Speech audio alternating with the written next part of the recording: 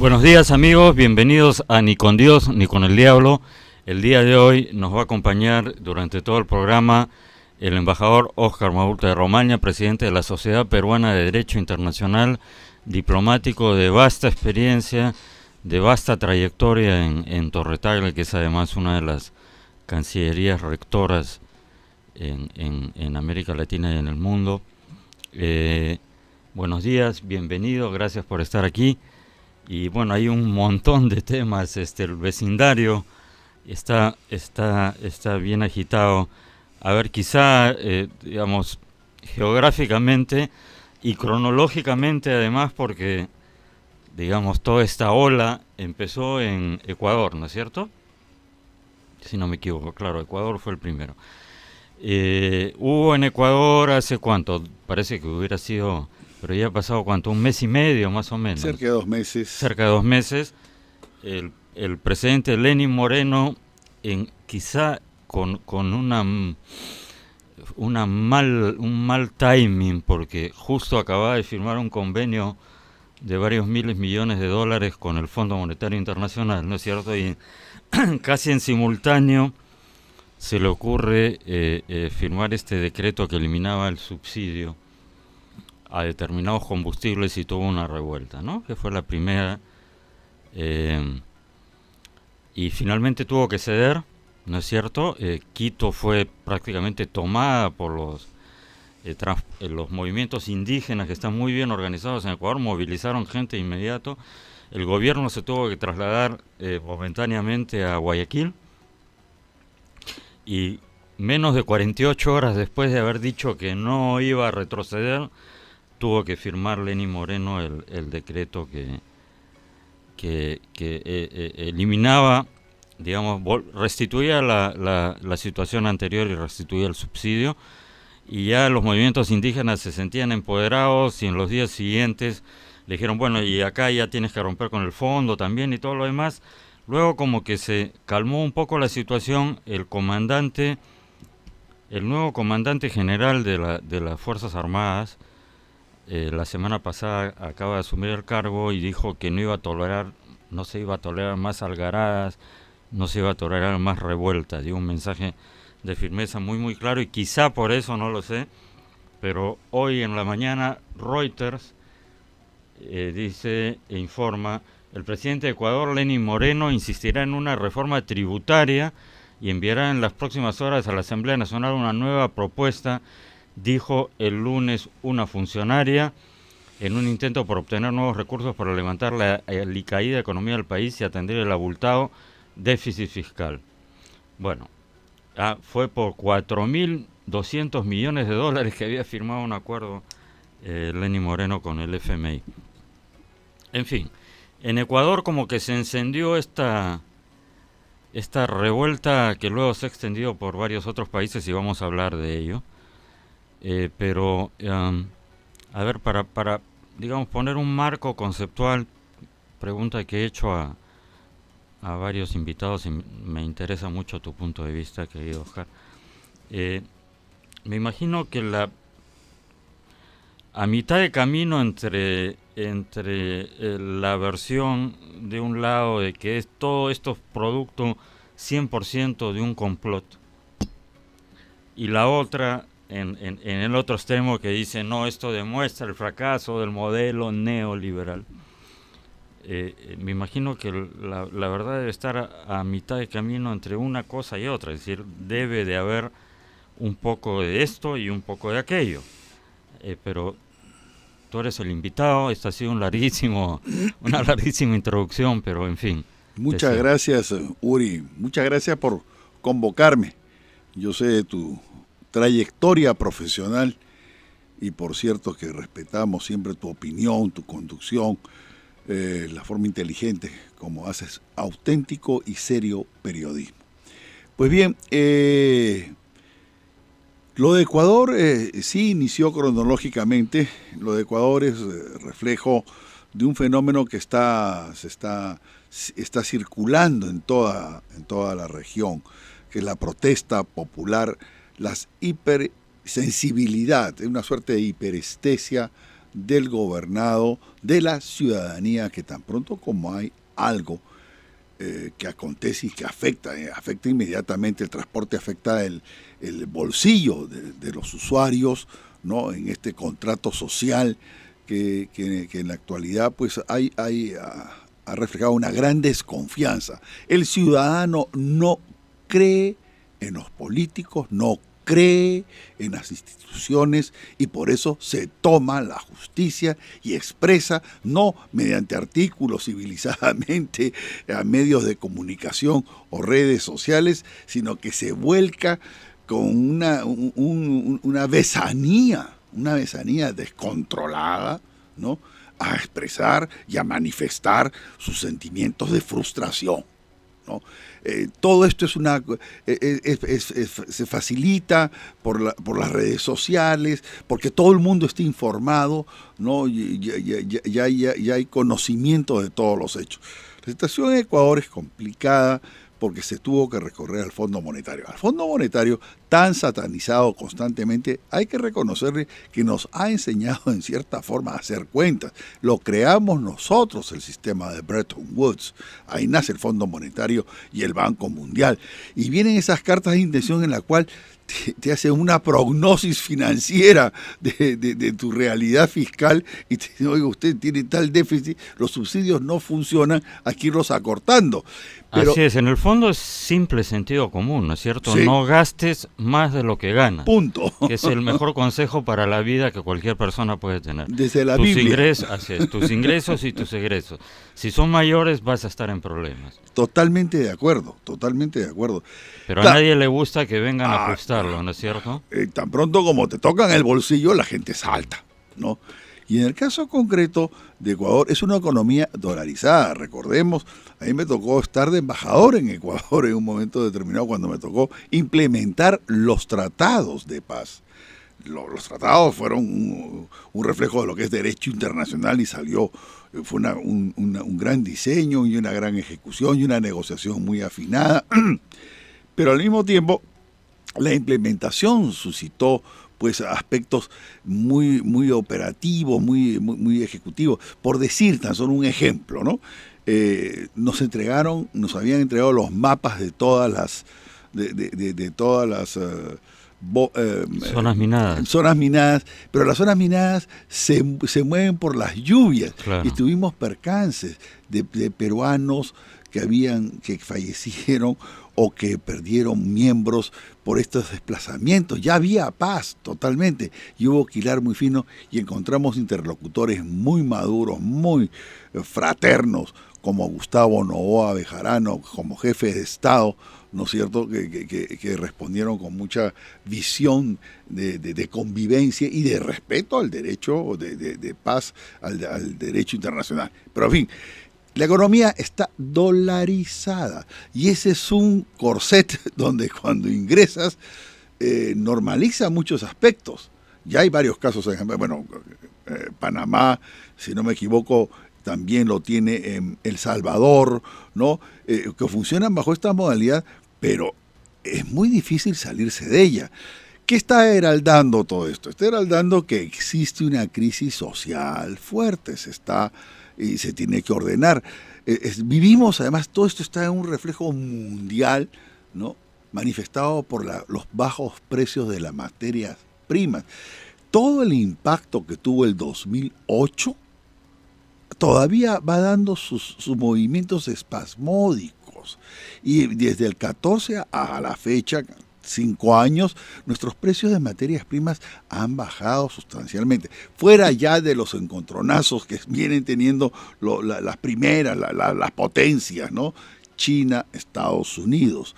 Una Rusia que quiere también tener vigencia y que está muy activa en la arena internacional. Hace poco se veía que había llegado un crucero, una nave de guerra en visita a Managua, ¿no?, de parte de Rusia.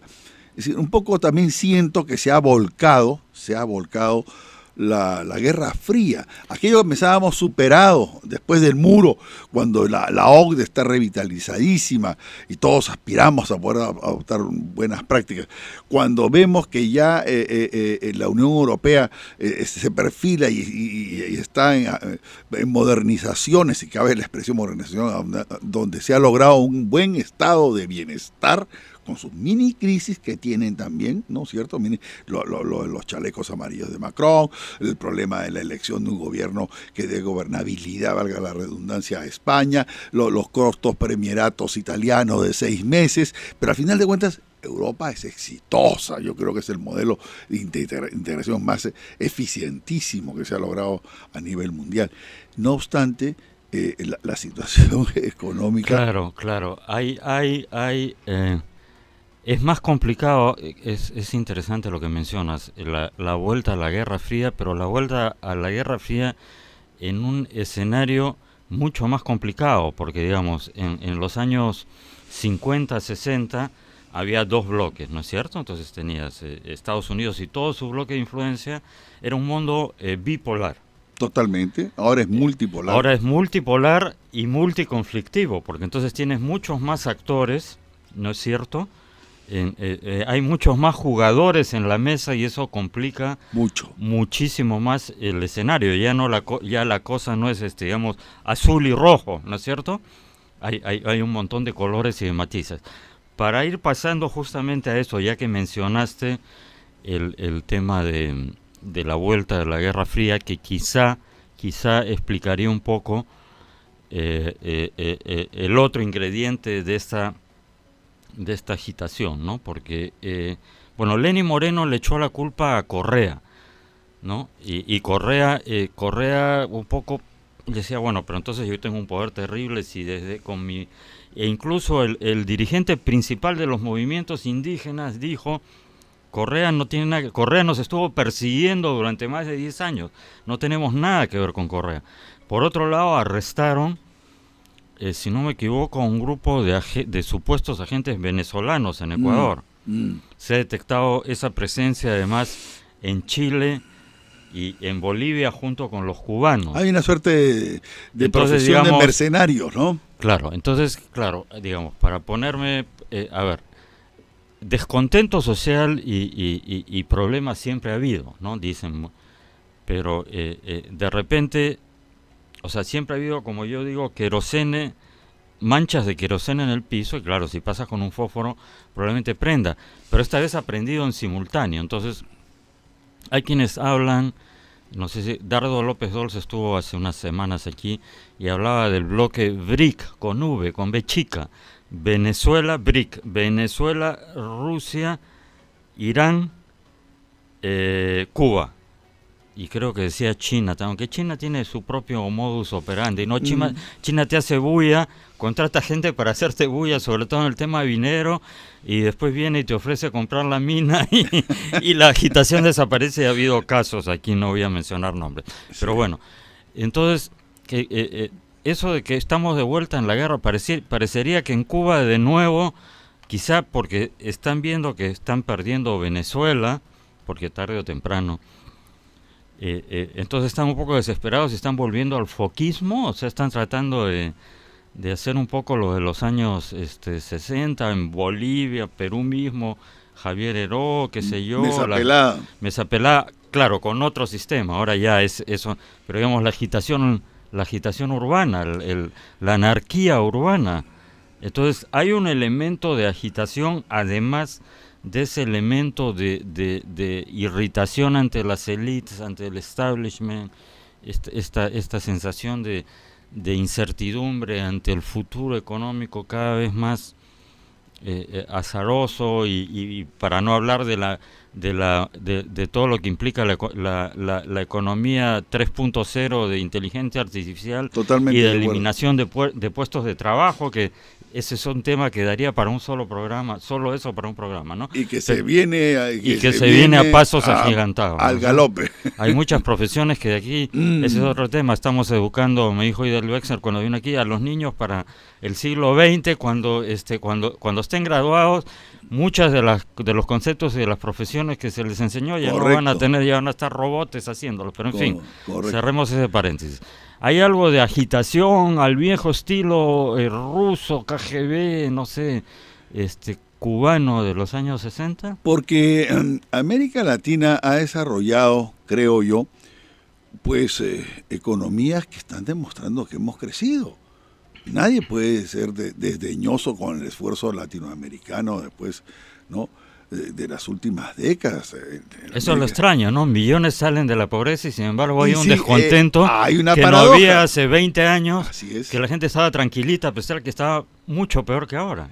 Bueno, quién sabe también porque están más informados, porque la cibernética ahora permite que la gente esté al tanto de todo, Claro. porque además hay una expresión que es muy cabal, ¿no? Se les condujo a la tierra prometida, se les dijo que si éramos productivos, competitivos, y las pymes y mipymes, y la gente se entusiasmó, el latinoamericano en particular, el peruano es muy imaginativo y muy creativo, y todo eso se refleja en la economía, pero no se les dio la puerta de entrada, o se les dio con limitación, no se les permitió disfrutar a plenitud, se les angostó la puerta de acceso, o se levantó el puente medieval, ¿no? Se les levantó para que no pudiesen a ingresar cuando ellos veían que había bienestar, que se había producido éxito económico. Eso es cierto. Lo que pasa es que se les prometió la leche y miel de la economía de mercado, y al final llegaron al ardiente desierto del capitalismo de amigotes. Así es. Ramiro Prealé, el hijo del dirigente histórico aprista del mismo nombre que estuvo aquí, decía que en el Perú hay un 10% de economía de mercado real y el resto es capitalismo de amigotes con un montón de barreras. Claro, a pesar de esos 6 o 7 millones, con ese 10%, si fuera la cifra cierta, han salido de la pobreza. Entonces el tema es que se necesita más mercado y mejorar el modelo y no decir que el modelo ha fracasado y tirar la toalla, pero es un poco complicado explicarle eso a gente que en el día a día ve efectivamente Porque no que tengo los salud. frutos prometidos no aparecían. Pero contéstame, por favor, mi querido Oscar, me estás eludiendo la pregunta. ¿Hay infiltración, hay guerra fría, hay misiles apuntando hacia Estados Unidos simbólicamente? No los físicos que se veían del año 61, otra clase de misiles quizá más sofisticados y por eso menos detectables.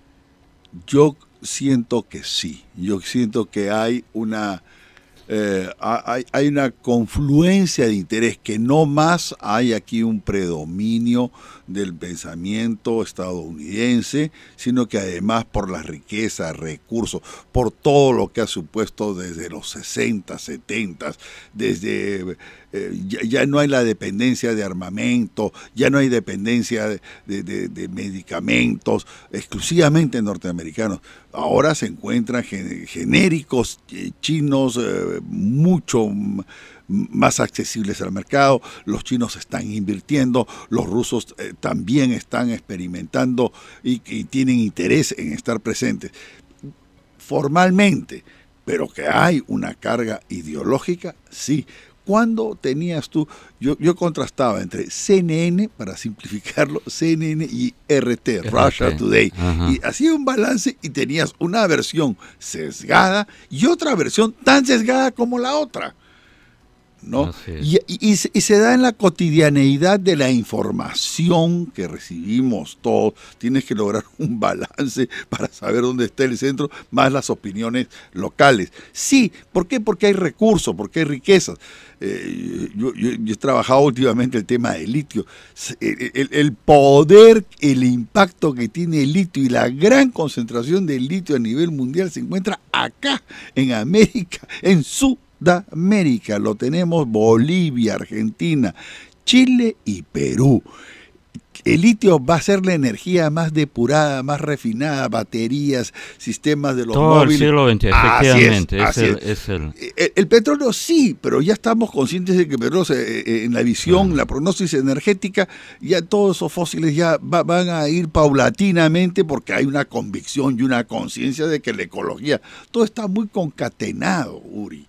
Entonces, al final del día son movidas geopolíticas, dirías tú, con el ojo puesto en los recursos naturales que esta zona del planeta tiene y que otras no tienen y que son necesarias, muy imprescindibles, básicas para la economía del siglo XXI. Yo creo que es una visión acertada, lo has condensado en una frase, has hecho un fraseo muy adecuado, a su vez con componentes de que por supuesto, claro. Todo el factor pero digamos, social. siempre han estado ahí, pero de repente así es. hay como así el volcán, es, como el Ubinas, así es. ¿no es cierto? O el Misty. O el Misty. ¿No?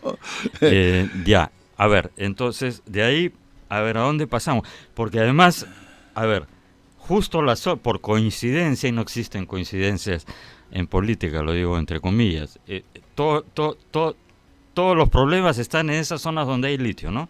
Argentina, bueno. Bueno, han vuelto los muchachos. Han vuelto los muchachos peronistas. Los muchachos peronistas. Bueno, ahí creo que hay un tema, mi opinión, ¿no? Para Argentina, a ver, creo que más deberíamos detenernos en Bolivia y en Chile. Pero a ver, Argentina, mi análisis de las cosas, Macri, que llegó con, digamos, con buenas intenciones, con un mensaje claro diciendo, bueno, hay que pagar las cuentas, ¿no es cierto? Ha habido farra y no puedes estar de farra. Pero lo quiso hacer gradualmente. El ejemplo que suelo usar aquí, Óscar, es que, a ver, si tienes un paciente con gangrena, entonces viene y le dice, ¿sabes qué? Te tengo que cortar la pierna hasta la rodilla. Es la única manera de salvarte. ¿Estás de acuerdo? Ya.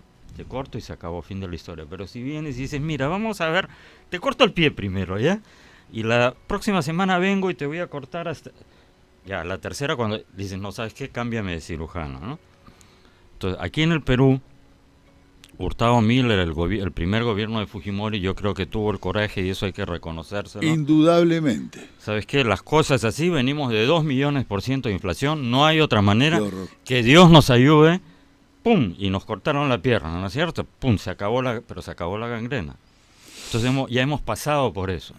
Entonces el gradualismo no funciona. O estás embarazado o no estás embarazada. No hay medio embarazo. Totalmente de acuerdo. Entonces yo creo que el error de Macri fue el gradualismo. Y claro, la gente, además con toda esa historia del recuerdo de los viejos buenos tiempos peronistas que nunca existieron, porque Argentina en este momento estaría al nivel de Canadá si no hubiera venido el peronismo en los años 50, o sea, un populismo.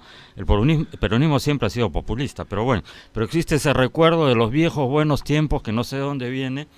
Bueno, viene de los subsidios y el populismo, pero bueno. Entonces vuelve el peronismo con el agravante, además que ahora es un peronismo con un latrocinio y corrupción, digamos la palabra corrupción. Hay entonces una corrupción brutal, ¿no? ya ese es un tema y lo dejamos ahí. Bolivia y Chile, a ver, ¿por dónde quieres empezar primero? Lo que tú digas. Yo fui embajador en Bolivia 5 años. A ver, Bolivia, nadie puede ocultar tampoco que Morales hizo una revolución social que no nació con una imposición, vino desde la Pachamama, desde los Apus, desde abajo, y se le fue construyendo. Y por eso la lealtad de sus seguidores y cosas por el estilo. Claro, como aturdidos, confundidos y violentistas están dañando, ¿no?, la situación de transición que vive esa nación en estos momentos después del fraude. Fue un fraude descarado. Pero descarado, eso no admite discusión, ¿no? Técnicamente lo dijo. Ahora, ha hecho una proeza económica porque contribuyó al Producto Nacional Bruto, no sé los montos exactos en estos momentos pero los ha quintuplicado, los ha multiplicado geométricamente, y esa Bolivia que nadie veía con entusiasmo para inversiones, pero que es muy rica porque es el hinterland, además, el corazón de Sudamérica, y con vastísimo, es el Alto Perú, ¿no es cierto? Con minería, con selvas, con junglas, con ríos navegables, en fin, todos estos prosperó, pero también al mismo tiempo la esencia de la democracia, que veamos un giro que es muy importante y que es un componente de tus inteligentes preguntas, la gente sintió bienestar y ha habido... Claro, pero eso no da pretexto. Winston Churchill salvó a Inglaterra nada menos que de los nazis. Así es. Pero terminó la guerra y la gente le dijo muy bien. Así es. Lo has hecho muy bien, pero ahora Punto. te vas a tu casa. Así es. Y elegimos a otra persona. ¿No Y es así cierto? fue. Y se fue a su casa. Y así fue. Entonces podía haber dicho, no, yo lo salvé de la guerra No. nazi, reelección, reelección, reelección. ¿No es cierto? Pero no, se fue a su casa. La esencia de la democracia es precisamente la renovación. Así es. Quien persiste... Por quien más bien que lo hayas hecho. Eso sería una monarquía que tiene otros factores. Bueno, pero Evo, en Expreso publicamos Cayó el monarca, porque Sí. ya era pues... Tercera, yendo para la cuarta, forzando las instituciones. Con la complicidad de eso quisiera hablar de Almagro, que fue y le avaló esa disposición del tribunal diciendo, bueno, sí pues puedes postular porque si no se afectan tus derechos humanos, con lo cual iba a seguir postulando. Pero existe la normativa, está vigente. Pero con ese criterio pues, lo Trump sé. se queda, todo el mundo se queda toda la vida porque si no están afectando sus derechos humanos, o sea, Sí. no suprimamos las elecciones. Entonces. Se tiene que hacer una modificación de este artículo porque nadie afecta. La esencia de es la Convención Americana de Derechos Humanos. En el artículo 23 y 29 reafirma Pero que fue un todos poco... tienen... Yo lo sé, Sí. pero sí ha sido forzadísimo. Y él lo hizo buscando también una proyección a portas potencial. El hecho de ser de nuevo reelecto, no de nuevo reelecto, de ser reelegido, que está contemplado además en la carta de la OEA. ¿No? Almagro tuvo esa esperanza. Entonces, si lograba convencer al voto boliviano, era determinante, porque podría haber jalado otros votos potencialmente. Evo era el más antiguo de los gobernantes del albismo, ¿no? El más antiguo. No, a diferencia de los demás que están, él tenía esa autoridad. Bueno, se hipotecó la potencialidad y hizo mal en poder consentir en que estaba en aptitud de ser candidato. Sí, confluyeron opiniones consultivas, confluyeron y que decidieron que un Tribunal Supremo Electoral le concediese pues sí, bueno, pero una interpretación bien forzada. Totalmente. Ahora, no ha habido golpe, o sea, el golpe lo quiso dar Evo al quedarse con fraude, ¿no es cierto? Se está victimizando y decir y diciendo, bueno, eso es porque soy indígena hoy. Esas son demagogias. Esas son demagogias. Los de Vox de España le han contestado diciendo, oye, no mezcles porque ya está hablando de que esto es un complot y que hace 500 años. Oye, no mezcles España, no tiene nada que ver, y además te estás victimizando en español. O sea, estás publicando en Twitter en español y por último victimízate en Aymara. Sí, pues. ¿Cierto? Hay una gran demagogia. Hay demagogia, ¿no es cierto? Pero ya todos pues rápidamente sabemos por la información que estamos al día, podemos estar conscientes de que eso no tiene ninguna validez. Perfecto, nos vamos a un pequeñísimo corte y seguimos conversando en esta muy interesante entrevista. Volvemos en Ni con Dios ni con el Diablo. Gracias. Continuamos. Amigos, estamos de vuelta de nuevo en Ni con Dios ni con el Diablo. Un pequeño inconveniente por tomar apurado el café. Óscar, tú que has sido embajador en Bolivia, ¿cuál es tu prognosis conociendo la idiosincrasia? La situación está complicada, el gobierno provisional... Ayer han tenido que hacer el fin de semana un puente aéreo porque las principales ciudades están bloqueadas por tierra y tuvieron que hacer puentes aéreos para que las ciudades no queden desabastecidas. Hoy va a haber una huelga general, han convocado una huelga general los partidarios de Evo Morales. En fin, la situación está muy lejos de haberse estabilizado. ¿Qué crees que pueda pasar? Puede pasar de todo. La señora Áñez proviene de la zona del Beni, ¿no? Además, trae sus propias creencias, ¿no? La restitución de la Biblia, esa visión evangélica que se ha posesionado mucho de América Latina. Porque ¿no? hay un descontento también en ciertos sectores por esta andinización, por llamarlo, esto de lo que mencionaste, de los apus y todo lo demás. Correcto, ¿no? Es correcto. Siempre estuvo polarizado, pues, Bolivia, sociológica y antropológicamente, fundamentalmente, en base a lo que es los Andes y la planicie próspera, soyera, gasífera, de lo que es...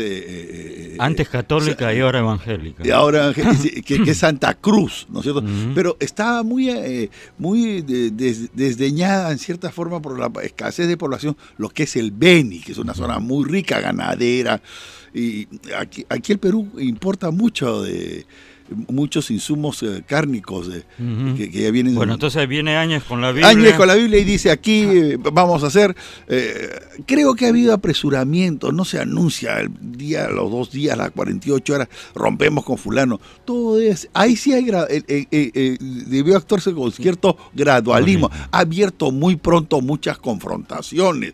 Muchos frentes, ¿no? Bueno, pero bueno, agarraron supuestamente infraganti sí. a supuestos agentes cubanos que según Cuba son profesores, sí. Pero con fajos de billetes, sí. Y también un grupo de venezolanos, ¿no? Sí. Entonces cubanos y venezolanos. Sí, pues es una... Pero digamos, tiene muchos frentes en simultáneo y no lleva ni siquiera una semana. Es correcto, poder, ¿no? Es correcto. Yo creo que tiene que tender puentes, convencer a los 2/3 del Congreso boliviano son eminentemente del MAS, del partido de Evo Morales, para convencerlos de que tienen que ir a una...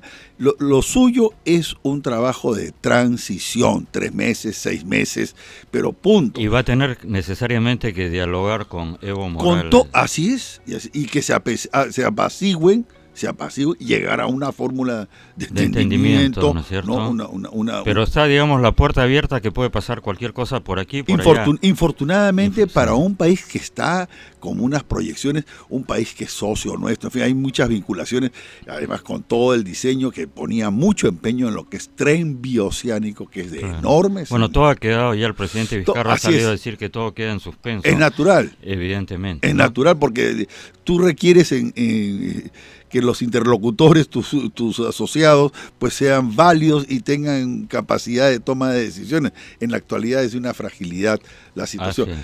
Es admirable que esta señora la presidenta de Bolivia haya asumido esta responsabilidad que es bastante inmanejable, pero que Dios le dé suerte, ¿no? Que Bolivia pueda salir, porque no podemos tener a una nación como Bolivia con tantas fronteras en una situación tan crítica. Tiene una frontera larguísima. Pero eso es responsabilidad de Morales. No permitió consolidar instituciones, que ese espejo que acontece en Bolivia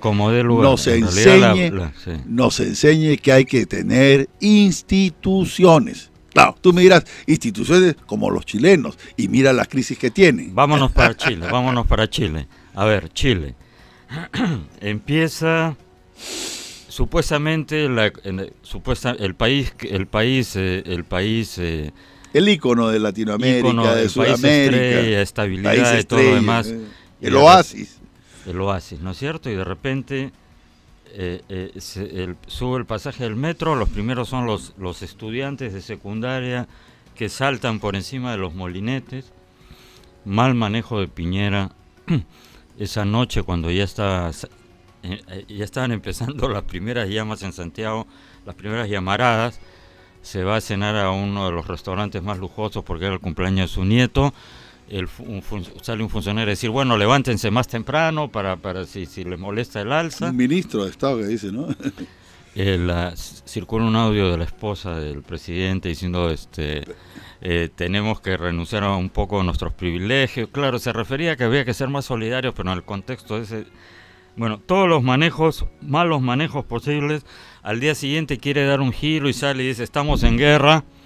Y no explica que en todo caso la guerra era con esos agitadores profesionales, porque pienso que para quemar en simultáneo 100 won, el equivalente a 100 won y 60 estaciones de metro, eso no tiene nada que ver con la protesta.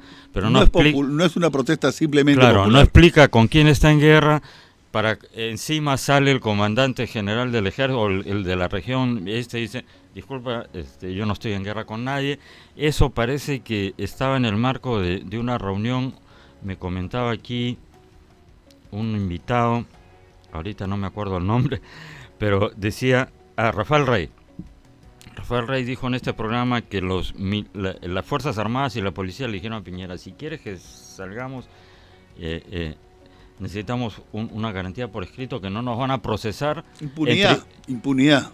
O por lo menos tribunales militares, ¿no? digamos, cierta protección y Piñera no quiso. No obstante, hay denuncias de que no están actuando, pero en fin, del otro lado tampoco, ¿no? Entonces, al comienzo parecía, se notaba una distinción muy clara entre este anarquismo profesional, como alguien lo llamó, y la ciudadanía, ese 1.000.000 y pico de personas que salió pacíficamente por varias horas por las principales avenidas y calles de Santiago y no ocurrió ni un solo incidente. Entonces, como que había un contraste, ¿no? Los agitadores están por aquí, la ciudadanía está por acá. Entonces parece que los agitadores o quienes están detrás de ellos se dieron cuenta y ya los días siguientes ya se mezcló todo. Y las protestas populares ya se mezclaron con saqueos, con desmanes, con quema de iglesias, con saqueo con incendios, con vandalismo puro y duro. Entonces ahora ya no sabes lo que está pasando, o sea, si estos son revoltosos, si hay gente que protesta, es decir, ya es el caos total. El gobierno ha cedido en todo, ¿no es cierto? Ya han convocado han aceptado convocar a una constituyente, van a cambiar el régimen económico de la Constitución, que creo que todo apuntaba a eso, ¿no es cierto? Y a pesar de que supuestamente ha cedido en todo, la cosa sigue. ¿Cuál es tu...? Bueno, has hecho una reconstrucción muy cabal de lo que acontece en Chile. ¿Hay profesionales o hay sicarios o hay mercenarios ya profesionalizados que llevan a cabo toda esta agitación? Porque en Chile, y ahí se suscitó la interrogante en cuanto a Chile, los chilenos tienen instituciones y les funcionaban, y eso hay que reconocer porque lo han hecho bien en ese ámbito, pero a pesar de la solidez institucional ha habido lo que coincidentemente analistas, sociólogos, antropólogos van diciendo que es un proceso de acumulación de frustraciones. Entonces, como bien dijiste en un momento determinado, ese querosene también ingresó a este oasis, o ese oasis se vio rodeado de querosene que finalmente ha eclosionado. El propósito es la constituyente que Piñera ha cedido en todo y creo que no le quedaba otra situación, porque lo otro era una situación de guerra civil o una represión que ya está siendo cuestionado y acusado muy severamente, y la Corte Penal Internacional está muy alerta a todos estos actos, y si acontece juzgamientos, eso deviene genocidio. Es una situación muy sensible. Bueno, pero lo que preocupa es que no se han saciado ese violentismo, esa crueldad que bien has descrito, no se ha saciado, no tiende a aquietarse, sino que está beligerante, como que hubiese un afán de parte de vecinos, ¿no? Piñera fue uno de los más duros en la relación con Maduro, porque a su vez tienen asilados en la Embajada de Chile a dirigentes demócratas cristianos, y la democracia cristiana gravita y pesa mucho en la democracia chilena.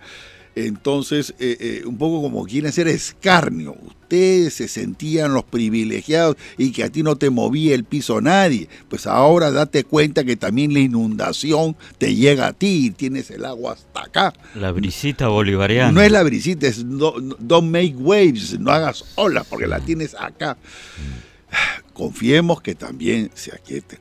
Han tardado, es un mes. Ha tardado bárbaramente y la destrucción es simbólica, desde la destrucción del monumento de Valdivia, lo de las iglesias, es decir, Valdivia, el símbolo de la conquista, lo de las iglesias, los valores cristianos, un país católico, en fin, todo esto, no hay que ser muy saorí para poder descifrar todos los códigos que están.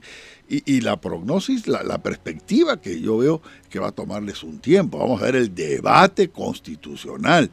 La izquierda estuvo muy ausentita del tema y dejó que fueran las fuerzas populares las que motivaran. Bueno, luego no sé si quedará como un presidente, un lame duck, en una situación disminuida, y tendrá que replantearse. Yo creo que hay un gran corolario para toda la América Latina en estos momentos, que ya no es tan solo el concepto de responsabilidad empresarial tan de moda, tan en boga, que era un poco concesiva. el concepto de justicia social ha tomado una revitalización. ¿Por qué?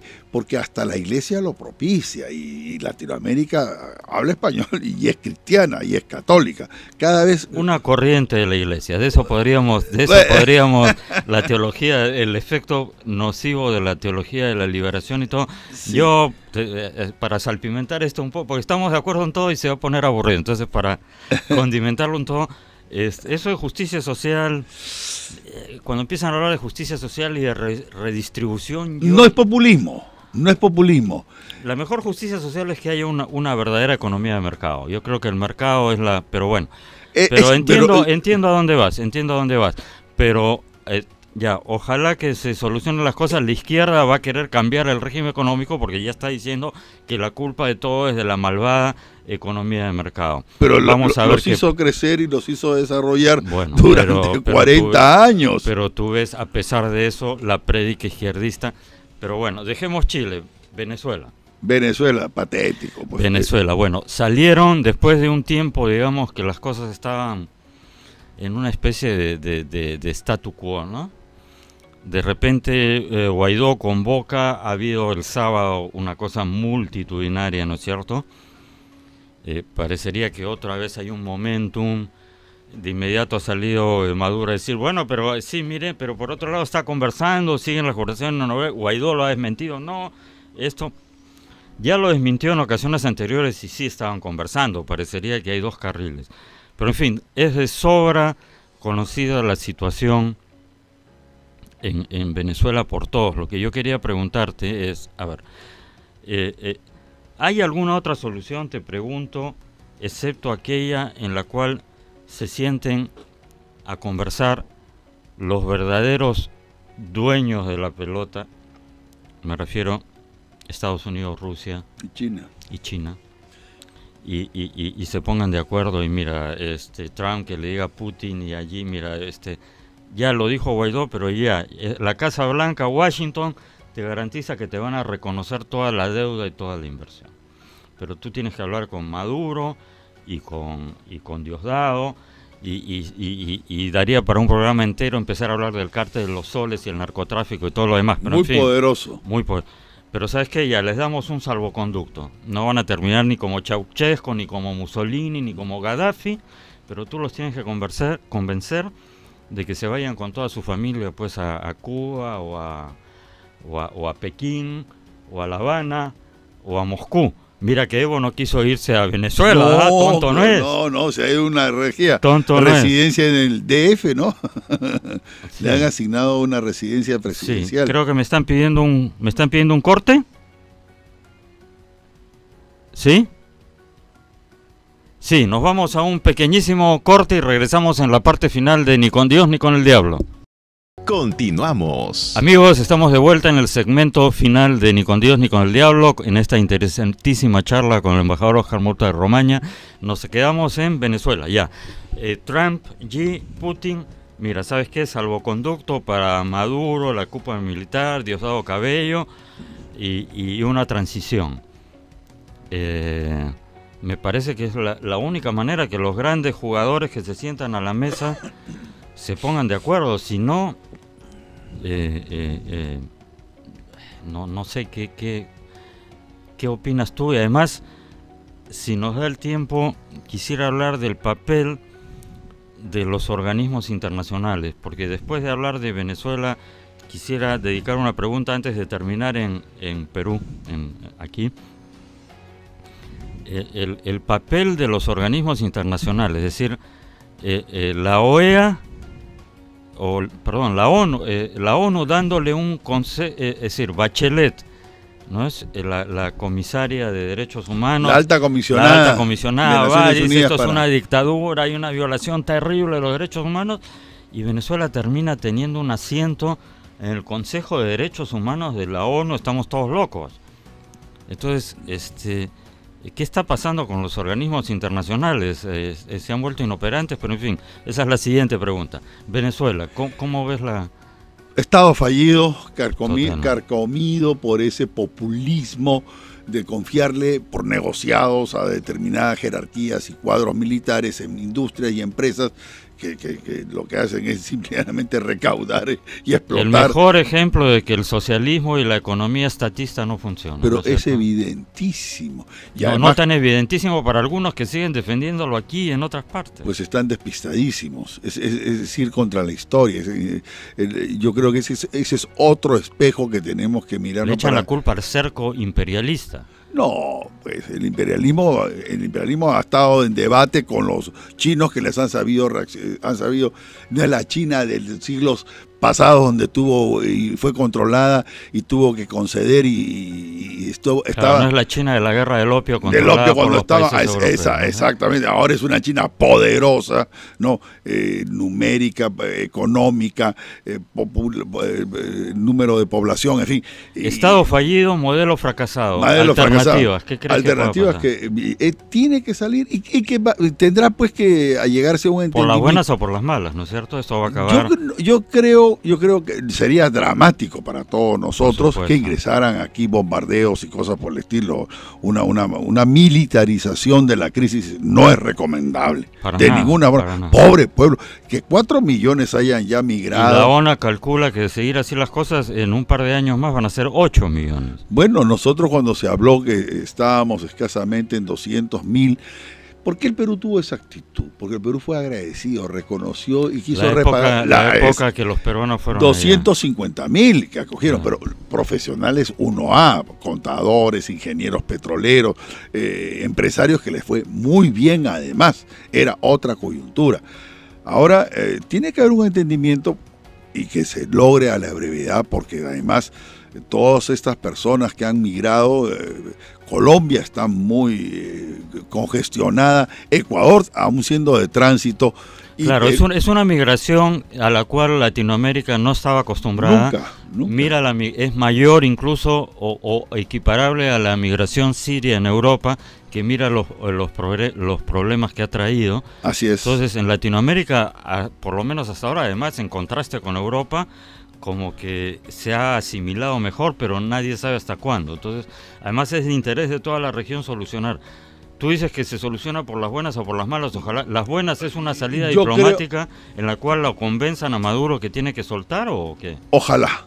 Con lo cual, además, me olvidé de mencionar, habría que presionar a Cuba, porque acá uno de los grandes interesados en que Maduro siga donde está es Cuba, porque se va Maduro y Cuba que se queda en el aire, ¿no? Subsiste pues el apoyo de energía, de petróleo, ¿no? Pero tú hacías referencia también, aunque quiero concluir con lo de Venezuela primero.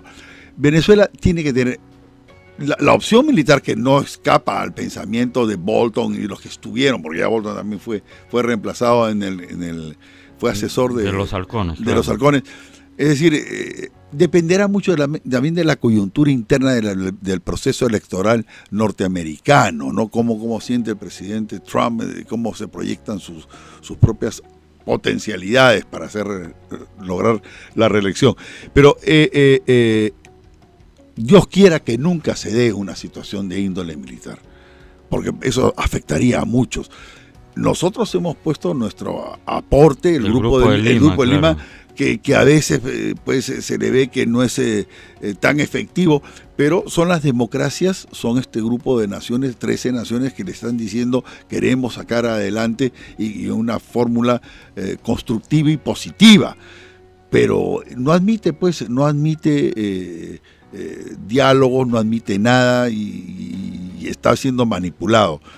Se siente empoderado por Rusia, hay que decirlo, si viene, los chinos ya tienen mucha inversión en América Latina, ellos tampoco quieren que aquí se surja. Todos para poder prosperar requerimos de estabilidad, estabilidad, y la estabilidad es la ausencia de guerra, de conflicto. Para poder trabajar en este tema, ellos van a querer. Y si se le logra trasladar a que viva, no sé, en Rusia o cosas por el estilo. Claro, ellos en un proceso negociador van a decir, quiero impunidad. Claro, ese es el tema. Bueno, pero hay que decidir ¿cuál es el bien mayor? ¿El bien mayor o el mal menor? Al final del día, con tantos millones de seres humanos sufriendo, bueno, pues, no, pero en fin. Los organismos internacionales, creo que nos quedan. Rapidito, dos palabras. ¿Sirven o no sirven todavía? Yo tengo fe en el multilateralismo. Yo creo en el multilateralismo porque al Perú le ha dado éxitos, le ha dado, fuera de una convicción de que esto pertenece a la humanidad, o sea, tiene valores que nadie puede cuestionar. Lo que ocurre es que simplemente una eficaz con Cuba, que ha apuntalado mucho la elección, ¿no? Y son reflejos, pues, son esas ondas de ese tercermundismo victimado y esa lucha antiimperial que todavía subsiste y que está latente, subsiste, y entonces lograron ponerlo. Que vayan a ver la realidad en Venezuela. La propia señora Bachelet, ¿no?, ha estado y ha constatado la dramática realidad que vive el pueblo venezolano, que es... O sea, ¿tú crees en el multilateralismo y a pesar de los errores, digamos, el sistema funciona? Sí, a pesar de la paradoja de que hayan elegido a Venezuela miembro del Consejo de Naciones Unidas para Derechos Humanos. La última, el Perú. El Perú. Perú en este momento es un oasis de tranquilidad. La pregunta, son varias preguntas en una, pero en fin. Es un oasis de tranquilidad porque es el santuario, por decirlo de alguna manera. Bonita expresión. De todos los agitadores continentales que en algún sitio tienen que descansar o organizarse, qué sé yo, y por eso estamos tranquilitos, pero esto podría acabar si en el próximo Congreso, que se elige dentro de 3 meses, predominan las corrientes izquierdistas que también en Perú como en Chile quieren cambiar el régimen económico de la Constitución y se arma la de Dios es Cristo. Buena pregunta, mi querido Uri. Es complicada, pero te voy a tratar de responder rápidamente porque además los segundos ya están corriendo. Primero, el Perú tiene un soporte muy importante que son el 70% de una economía informal que permite proyectar, prever, tener la prognosis de que no se va a dar un estallido de esa índole. Creo que la disolución, al disolverse el Congreso, fue una válvula de escape porque hay un rechazo, existía un rechazo muy fuerte con el Congreso vigente en el país. Eso ha sido constitucional. Yo tengo la opinión de que hubo 2 votos de confianza no concedidos y eso se produjo registralmente, y aunque haya interpretaciones auténticas y cosas por el estilo. Creo que el peruano también tiene una elaboración, ¿no?, muy consciente de que tenemos reflejos y estamos vacunados con lo de Chile, con lo de Venezuela y lo que estamos viendo en Bolivia. Esas vacunas han llegado oportunamente, Dios es peruano, y eso nos va a impedir de que pueda haber una eclosión de esa índole.